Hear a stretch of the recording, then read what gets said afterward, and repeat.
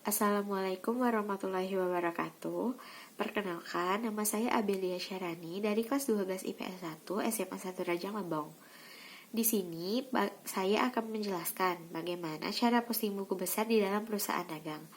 Sebaiknya sebelum itu saya menjelaskan dulu apa yang dimaksud dengan buku besar. Buku besar adalah buku yang berisi perkiraan mengenai ikhtiar dan pengaruh transaksi keuangan akibat perubahan aktiva, kewajiban maupun modal dalam perusahaan. Dalam pengertian lain, buku besar juga merupakan alat yang dipakai untuk melakukan pencatatan beragam perubahan di sebuah akun karena adanya transaksi keuangan.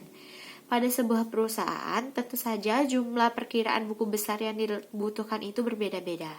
Nah, pada video kali inilah saya akan menjelaskan bagaimana proses pemustingan buku besar dalam perusahaan dagang. Nah, di sini saya akan menjelaskan tentang proses pemustingan buku besar dalam perusahaan dagang. Yang pertama soalnya yaitu pada tanggal 1 Januari 2018, Tuan A mendirikan UDX yang bergerak di bidang penjualan flash disk. Tuan A menyetorkan tanah 500 juta, bangunan 300 juta, uang tunai 100 juta. Dan Tuan A ini selalu melakukan transaksi hingga tanggal 28 Januari. Nah, selanjutnya kita akan masuk ke jurnal penjualan. Pada jurnal penjualan ini khusus untuk mencatat transaksi penjualan secara kredit maupun tunai. Jurnal penjualan ini ada pun tabelnya yaitu tanggal, nomor faktur, nama customer, penjualan kredit yang terdapat piutang, penjualan rektur penjualan, debit, kredit, debit, terus posting, ada penjualan tunai yang terdiri via kas dan via bank. Di sini saya akan mencontohkan dari salah satunya. Contohnya pada tanggal 10 bulan 1 2018, nomor fakturnya 1, nama customernya Tuan Joko, piutangnya ada 575.000, penjualannya ada 575.000, posting ini PIU 01 ini merupakan sebuah kode yang ada di dalam buku pembantu piutang. Ini PIU 01 ini sudah ditentukan pada sebuah kode. Selanjutnya, yang kedua contohnya tanggal 11 bulan 1 2018, nomor fakturnya 2, nama customernya Sekolah QQ, piutangnya ada 2.925.000, penjualannya ada 2.925.000. Terus, jika semua nilai sudah dimasukkan seperti ini, semuanya akan ditotalkan. Totalnya di sini 11.500.000 dan 11.500.000. Hasilnya semua itu diharuskanlah balance atau seimbang. Jika tidak balance atau seimbang, maka sepertinya ada salah penghitungannya. Terus sesudah kalian masukkan jurnal penjualan ini, masukkan ke neraca saldo sementara jurnal penjualan. Nah, ini kode akunnya, terus akun debit kredit. Yang pertama ada piutang, nama akunnya piutang. Piutang di sini adanya di debit yaitu 575.000, yaitu jumlahnya 11.500.000 dimasukkan ke sini. Terus penjualannya di kredit 11.500.000. Dan ini semuanya dijumlahkan dan hasilnya harus balance. Ini sama balance 11.500.000 dan 11.500.000. Jika sudah, selanjutnya masuk ke jurnal pembelian. Pada jurnal pembelian ini terdapat tabel yaitu tanggal, nomor faktur, nama supplier, pembelian debit, hutang kredit, posting. Posting ini merupakan sebuah kode yang sudah ditentukan pada buku utang. Ini kode-kodenya. Pada jurnal pembelian ini, saya akan mencontohkan salah satunya. Tanggalnya tanggal 3 bulan 1 2018, nomor fakturnya 010, nama suppliernya toko X, pembeliannya 5.500.000. Terus di sini ada tanggal 4 bulan 1 2018, nomor faktur 10.010, nama supplier toko Y, pembelian 2.625.000. Nah, jika ini sama saja seperti di atasnya, kemudian semuanya dijumlahkan dan harus balance. Jika sudah balance, masukkanlah ke neraca saldo sementara jurnal pembelian.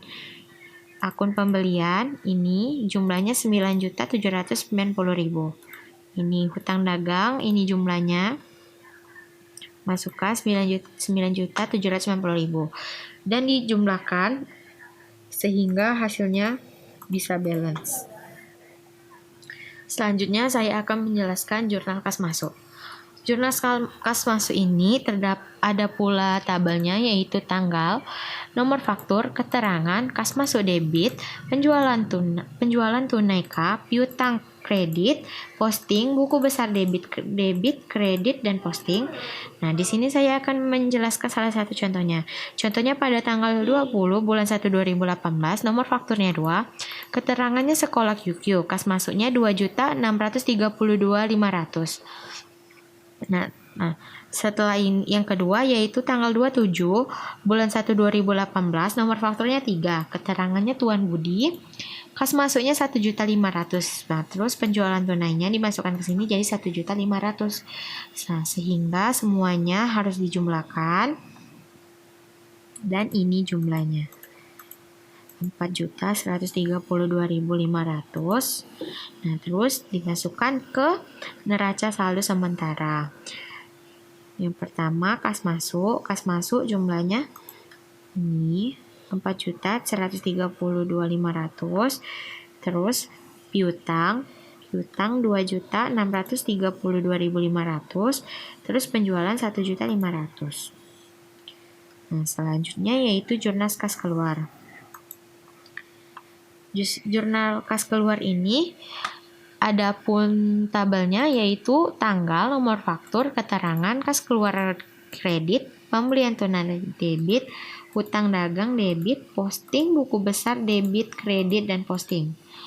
Nah, tanggalnya saya akan mencontohkan tanggal 2 bulan 1, nomor fakturnya 33, keterangannya Tuan Amir, pembelian kendaraan.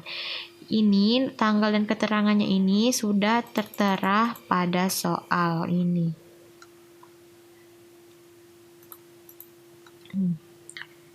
Jumlah kas keluar. Ini jurnal kas keluarnya tanggal 2 bulan 1 2018, nomor fakturnya 33, keterangannya Tuan Amir, pembeli kendaraan, kas keluarnya 30 juta, terus buku besarnya debitnya 30 juta. Terus contoh keduanya tanggal 19 bulan 1 2018, nomor faktur 10, keterangan toko X, kas keluarnya 4.400.000, hutang dagangnya 4.400.000. Ini UD01 ini yang seperti sudah saya jelaskan sudah terdapat pada buku pembantu utang.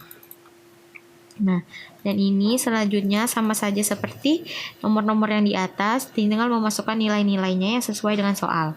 Dan setelah itu, kalian harus menjumlahkan semuanya. Kas keluar jumlahnya ada 36.295.000, pembelian tunai jumlahnya ada 555.000, hutang dagang jumlahnya ada 4.400.000. Nah, selanjutnya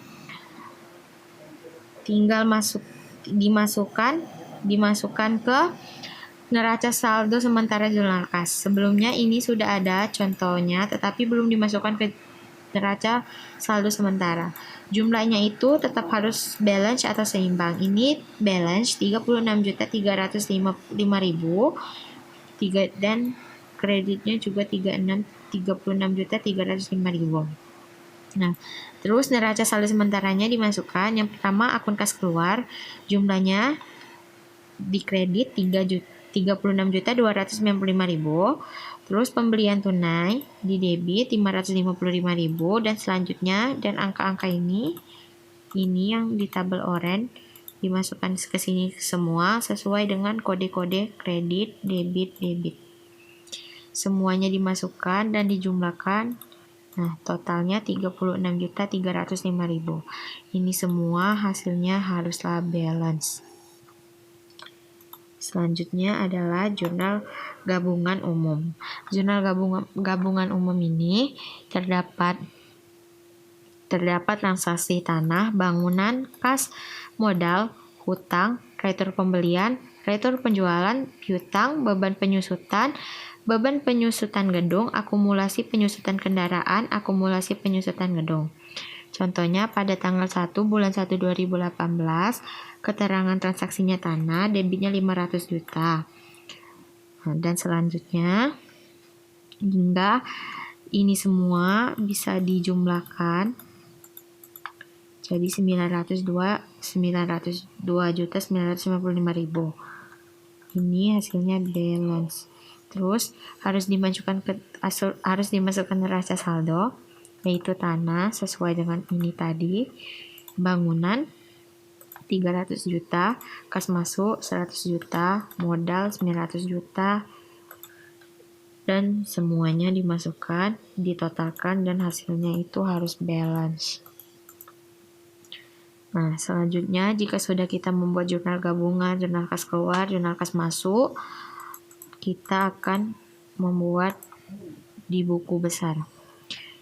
Di buku besar ini terdapat dua cara. Yang pertama, cara 1 berdasarkan neraca saldo sementara, sedangkan cara 2 berdasarkan jurnal.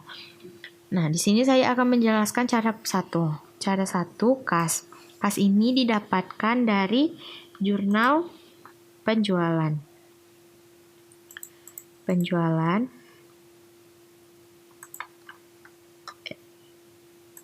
Jurnal ini.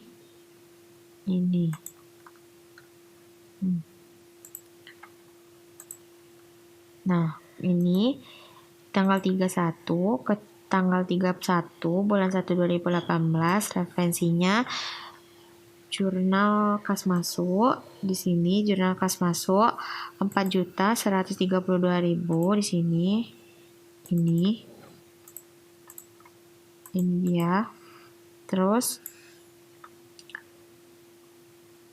ini jurnal kas keluar ada di kredit 36.295.000. Terus ini semua dijumlahkan termasuk ini semua dijumlahkan sehingga dapat total di debit 67.837.500. Selanjutnya juga yang piutang. Piutang ini,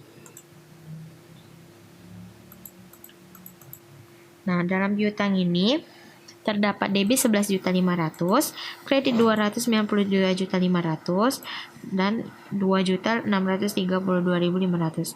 Ini semua kalian jumlahkan atau 11.500.000 dikurang 2.900.000 ditambah 2 dikurang 2.632.000 sehingga mendapatkan hasil 875.000. Sedangkan cara kedua itu sama saja seperti cara pertama, tetapi dia berdasarkan dengan jurnal. Tetapi jika dijumlahkan hasilnya itu tetap sama. Contoh saja ini di kas, di cara pertama jumlahnya 67.837.500. Nah, sedangkan cara kedua juga 67.837.000. Yang membedakannya itu hanya berdasarkan jurnal. Dan yang sedangkan yang cara pertama itu berdasarkan neraca saldo sementara. Nah, di sini kan ada tanah, bangunan, kendaraan. Ini terdapat di jurnal gabungan umum. Ini dia. Tanah, bangunan, kas masuk, modal, hutang dagang, kreditur pembelian, kreditur penjualan, piutang dagang, beban punya kendaraan, beban punya gedung, akumulasi ini.